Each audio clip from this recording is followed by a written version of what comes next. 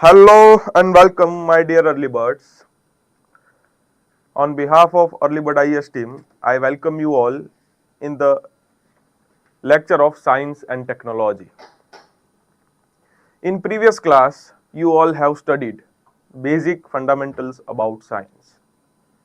You all have studied what is science, what is difference between science and technology.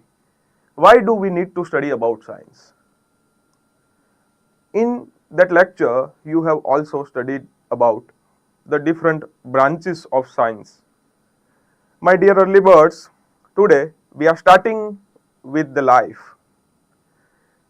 Today we are starting with your favorite portion of science, that is biology. My dear early birds, you have often observed various objects around you. Some of them may be moving, some of them may be steady, some of them may be growing, and some of them may be the rock solid stones. So today we are embarking our journey on the topic which revolves around life on earth. So my dear friends, we all often wonders that what does it make an object to a living being? How do these living beings are different from non-living beings? In this class, we are looking around the basic fundamentals of what are the living things, what are their characteristics, and what makes them different from non-living things. So my dear friends, let us start. So the word biology, you often heard, is a science of life. And as all of you know, that science is about knowing something.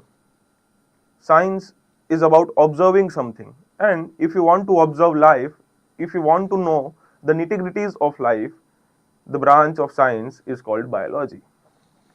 So, in the class of biology, we study the life.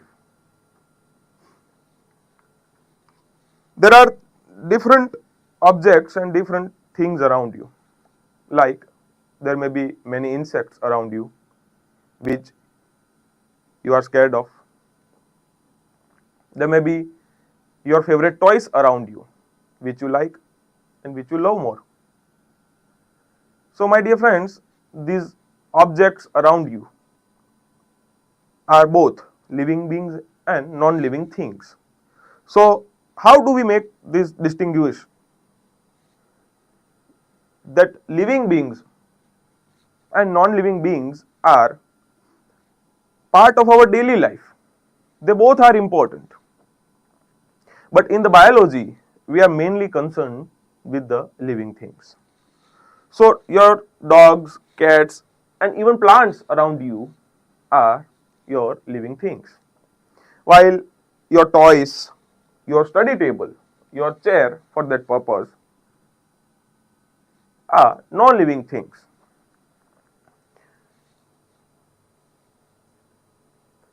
All organisms. Now you must have wondered that, sir, how do we make difference between living beings and non-living beings? Sir, what is that unique characteristic that living beings have which non-living beings don't have? So my dear students, all living beings are made up of a fundamental unit called cell. You and me, your lovely pet, insects around you, even for that matter plants around you, are made up of cells. So cell is a basic fundamental unit of your life. Every life revolves from the cell and revolves around from the cell. See, on the basis of cell, we can make classification of organisms. Some of the organisms are made up of a single cell, and that kind of organisms are called unicellular organisms that have only one cell.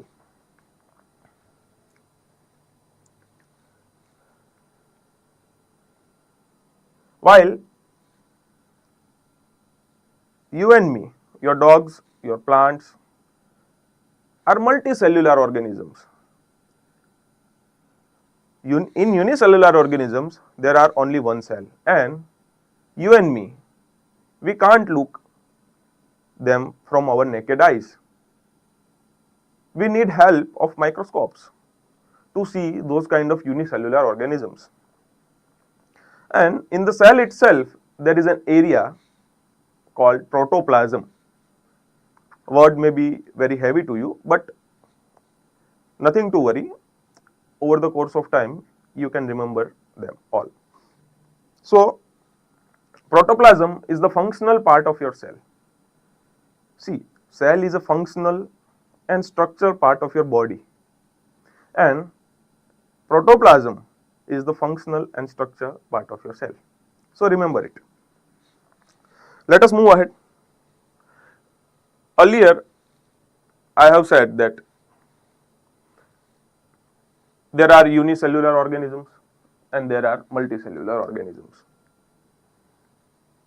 Unicellular organisms, we have examples like amoeba, parameciums, and various bacteria which we can't look from our naked eyes. We need microscopes to look on them.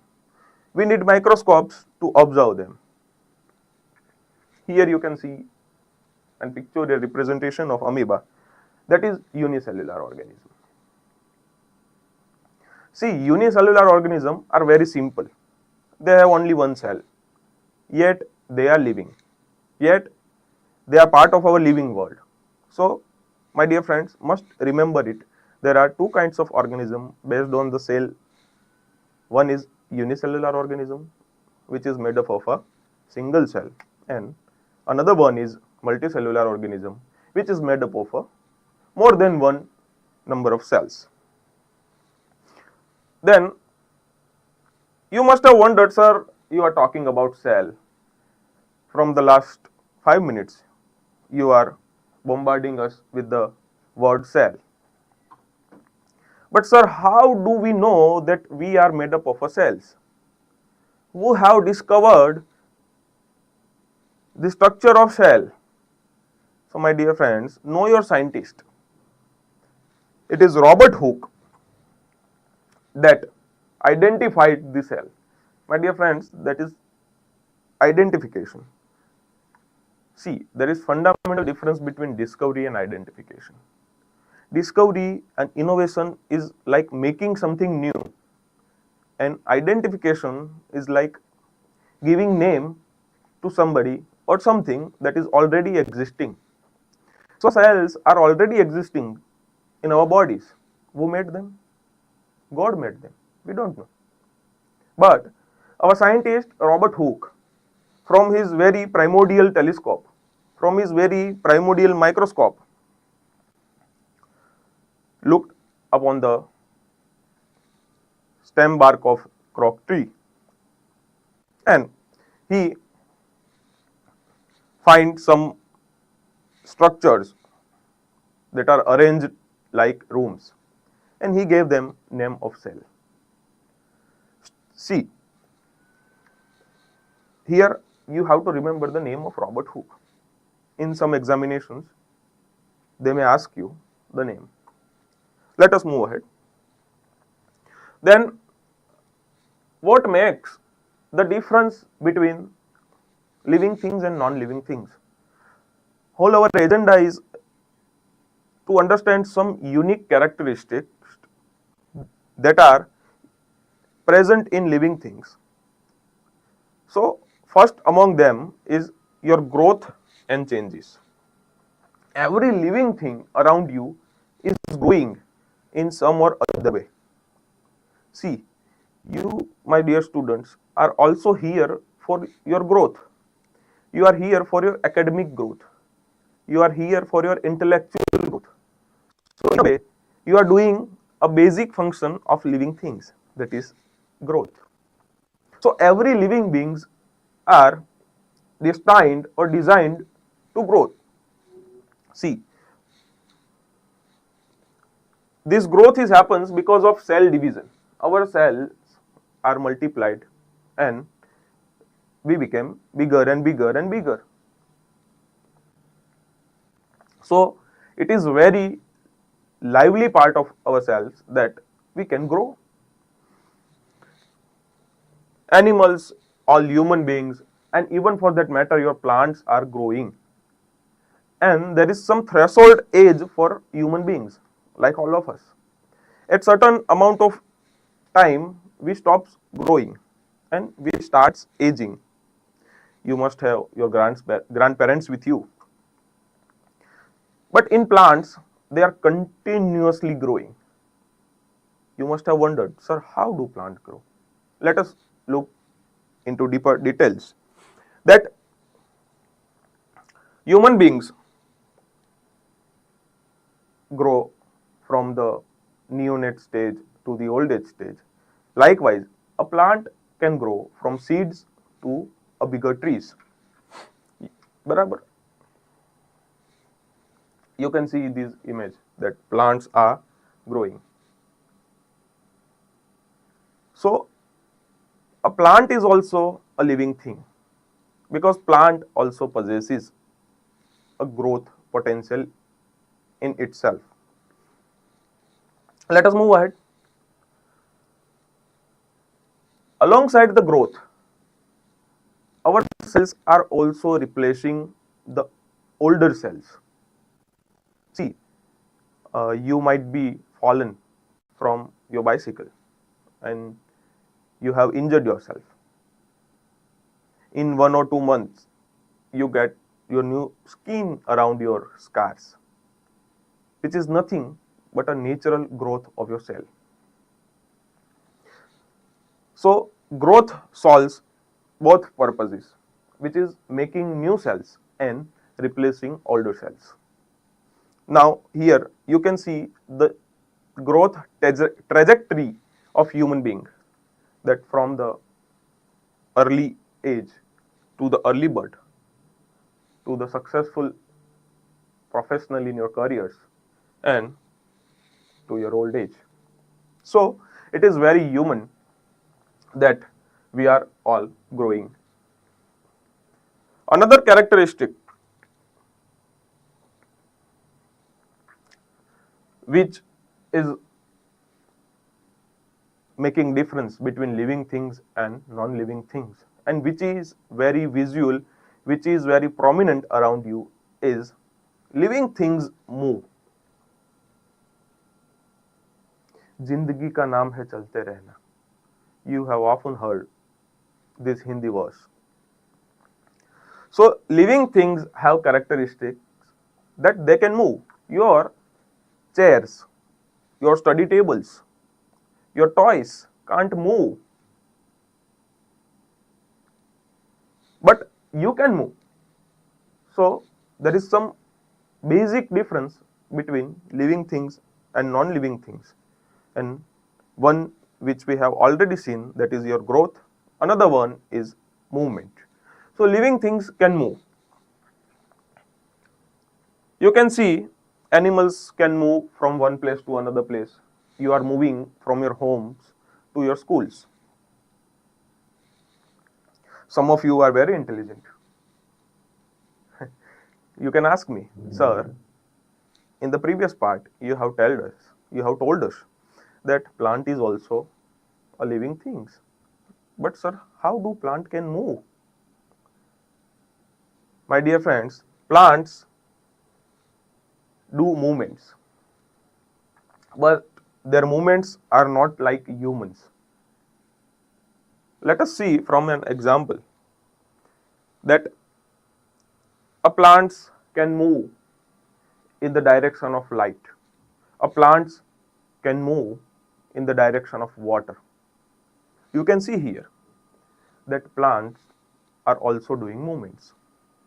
So my dear friends, plants are also moving, which makes them living things. Be igniteful and ask such questions in your science classes. Let us move ahead.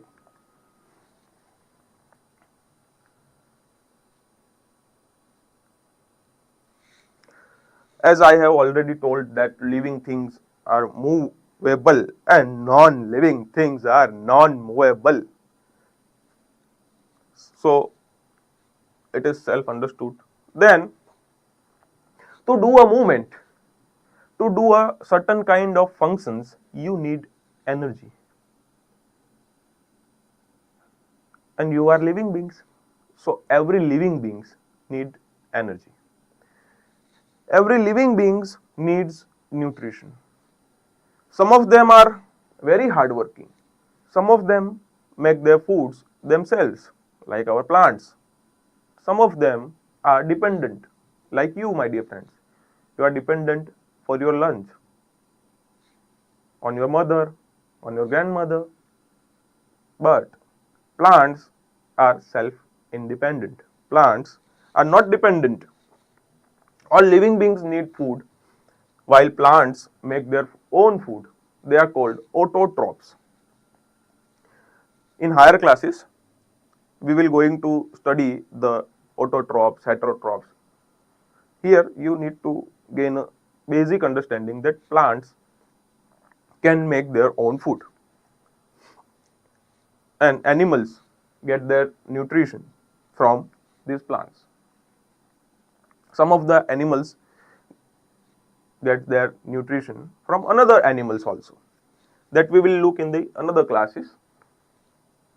And your plants have a unique chemical called chlorophyll, which is responsible for making food. It is like cook in your kitchen. So plants have their cook, which is, my dear friends, chlorophyll.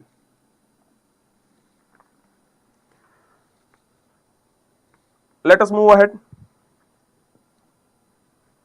Another thing which living things have, which living organisms have, is capacity to excrete. Here the word excrete means waste disposal. All living things, after getting nutrition, they process them, and after processing, they excrete the waste products. So your chairs and your study tables do not excrete, but you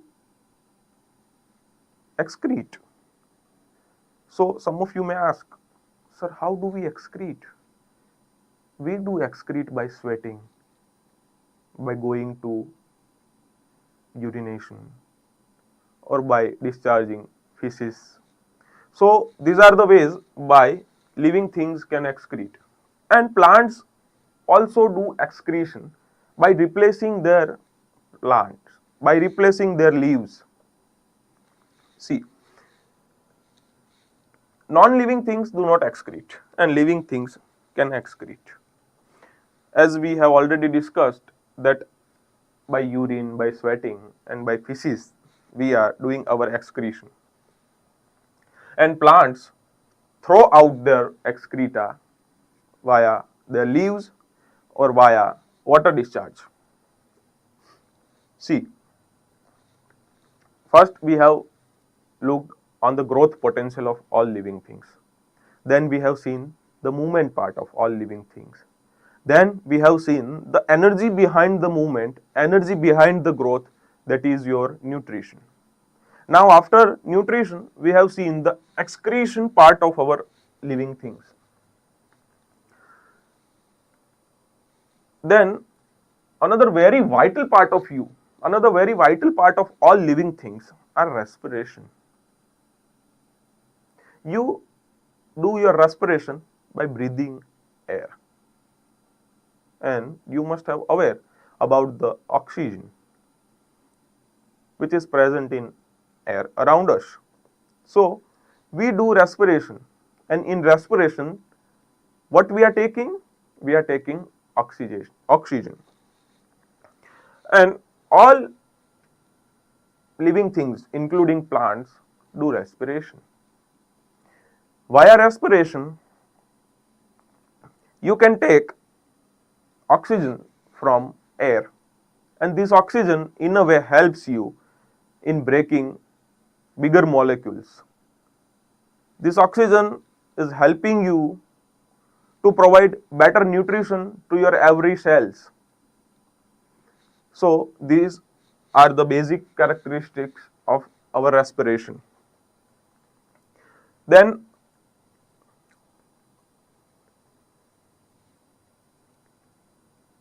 another very vital part of all living things are your response to stimuli.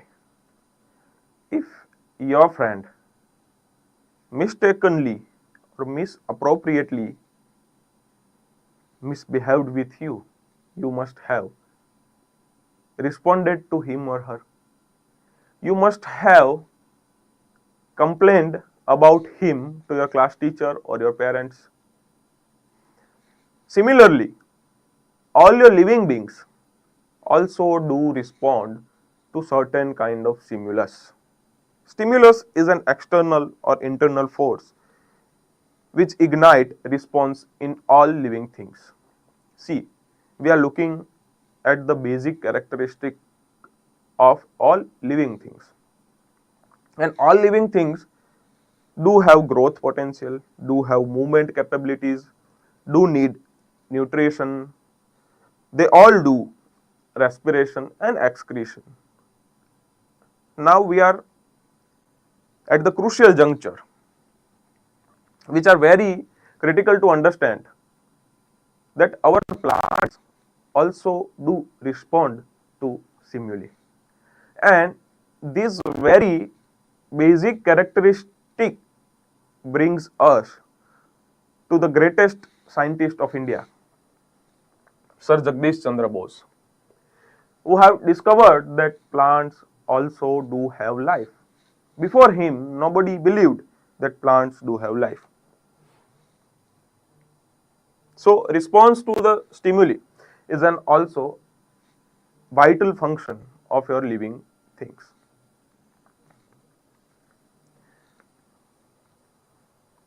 Let us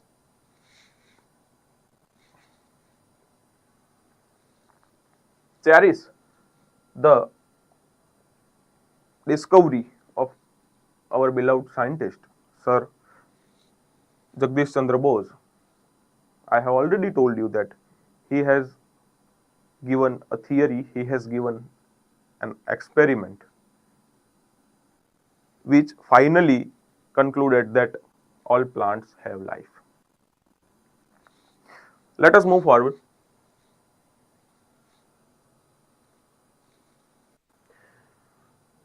You must have wondered, sir, how do plants respond to stimuli? We haven't seen any plant around us that responded to our stones. We have thrown many stones to plants, but none of them responded. So, my dear friend, let us look from an animation that how do plants respond. So, here this is mimosa plant. By touching the leaves of mimosa plant, you can see the stimulus in plants. See. So, this is what a stimulus means.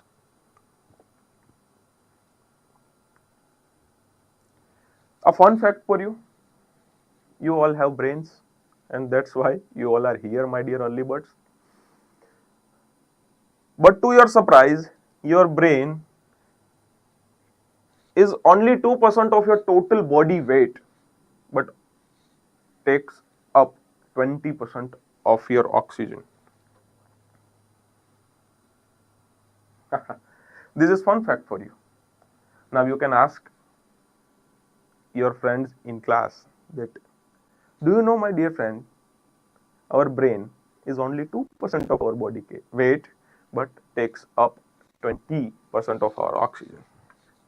So, in absence of oxygen, you feel dizziness, like your favorite cartoon, Jerry.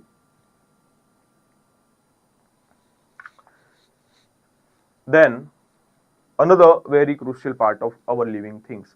First, we have looked upon the growth potential, movement potential, nutrition, energy, respiration, response to stimuli, and final one is reproduction.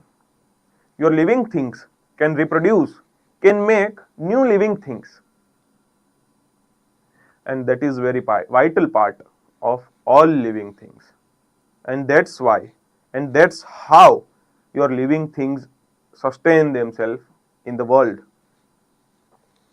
So reproduction is the very basic functions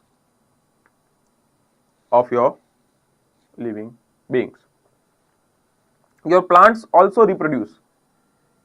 You sow a seed and that became a tree, which is nothing but a reproduction.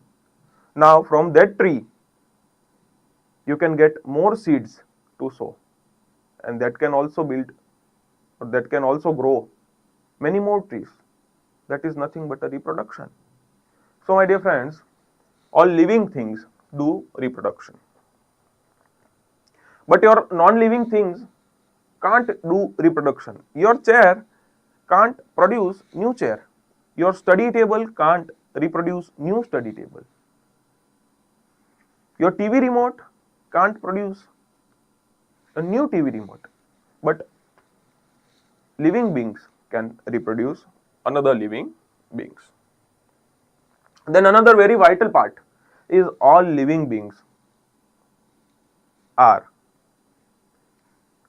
not immortal. They are mortal. That means they die at certain age. For different living beings, this time span is different. Take a look at examples like your housefly, which lives only for 1 to 4 months. Your mouse, 2 to 3 years. Your favorite dog, 15 to 18 years. And human beings can vary from 0 to 100 years. Some maybe more than 100 years. But all living beings die at certain age. So here we sum up that all living beings are mortal. Then we have seen that plants and animals both are living things, but plants have different characteristics. Plants have different modes of showing their life potential. Like our horse can move in certain way, but our plants can move in their way.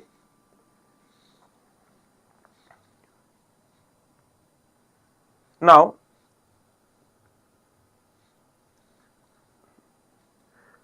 to the final part of our lecture, we have studied all the basic characteristics of all living beings. Now, let us summarize it and put it into a difference table, that is between living things and non-living things. As we have discussed, all living things are made up of a cellular material, and non-living things don't have any cellular structure. All living things consume energy, consumes nutrition. Non-living things can't eat food like you. All living things needs energy to do functions. All living things break down energies while non-living things don't. All living things do respiration while all non-living things can't do respiration. Then all living things are here to grow like you all, while all non-living things can't grow by themselves. Then all living things are in constant search of food and shelter, while a non-living thing can't move around. Then all living things respond to the stimulus, while a non-living things cannot respond. Then all living things can reproduce a new living thing, while a non-living object cannot reproduce a similar kind of version which they are. All living beings die, while there is a devoid of life in all non-living things. So there is no issue of death. Then all living things do excretion via urine, sweating, feces, while our non-living things do not excrete. So my dear friends, to sum up your class, here we are concluding with a very positive note that we have studied the basic difference between living things and non-living things. And you, my dear friends, you, my dear early birds, all are vibrant living things because you all have growth potential. You are moving in right direction. You are taking a right amount of nutrition, which is your mental nutrition, from right place. You, my dear early birds, do respiration. You breathe the air of motivation. You breathe the air of dedication. You, my dear early birds, also do excrete, and at certain point of time, we all are here to die. So let us wrap up our discussion, and we'll meet soon in the another class. Thank you very much.